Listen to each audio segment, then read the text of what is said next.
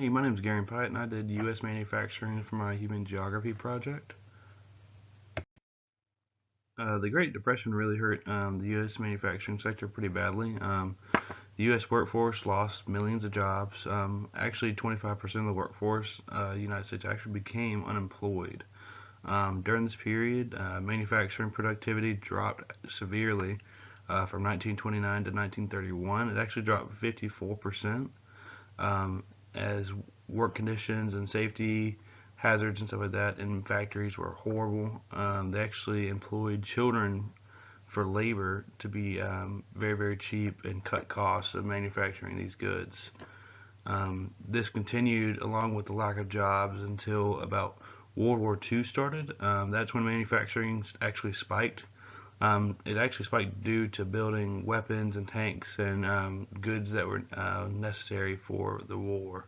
And World War II pretty much marked the end of the Great Depression.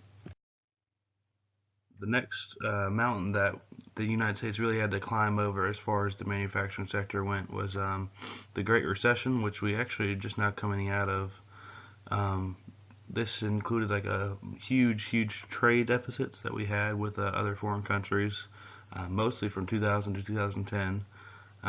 It caused millions of jobs to be lost. The biggest one that we had was pretty much the trade deficit with China, where we lost 3.2 million jobs alone from 2001 to 2013. Um, in that span of time, the United States actually lost 33% of its manufacturing jobs.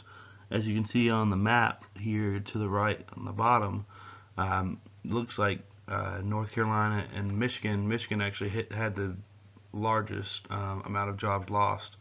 Um, Most y'all could put the puzzle together that Michigan had the largest amount of jobs lost because of Motor City, Detroit being the #1 manufacturing city in the U.S. as far as cars and goods go like that.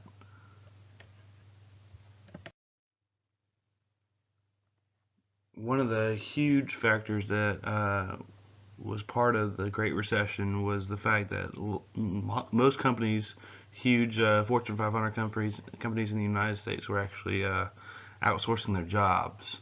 And outsourcing is pretty much where you take jobs that are in your current country, obviously, like the United States, and when it comes to much of a cost to produce in that country anymore, you go to another country and bring your factories and things of that sort to reduce cost of production to keep your business afloat. Most jobs were actually outsourced to China and India. China removed actually a lot of their labor laws for working wages and laws that regard their labor rights.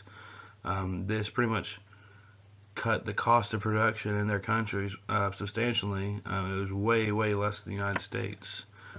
This actually allowed all these companies to leave the United States and stay afloat in other countries by producing there.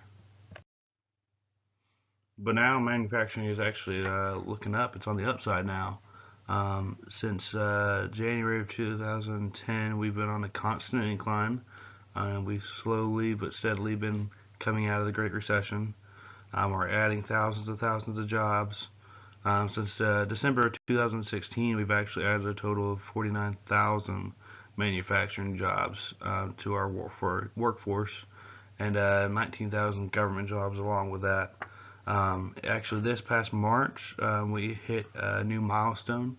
It's the highest amount of manufacturing jobs in 8 years that we've ever had.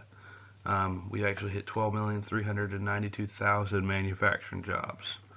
Um, as far as economists go, everyone's asking if we'll ever get back to the old days, those old manufacturing days where we're such an economic powerhouse.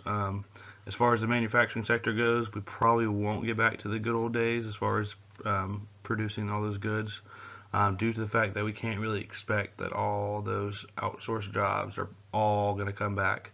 So there are going to be some jobs lost to that, and the fact that in these past 10 years, technology has just increased so much in the factories that we have all these huge machines and machinery that are actually pretty much replacing us as far as producing goods.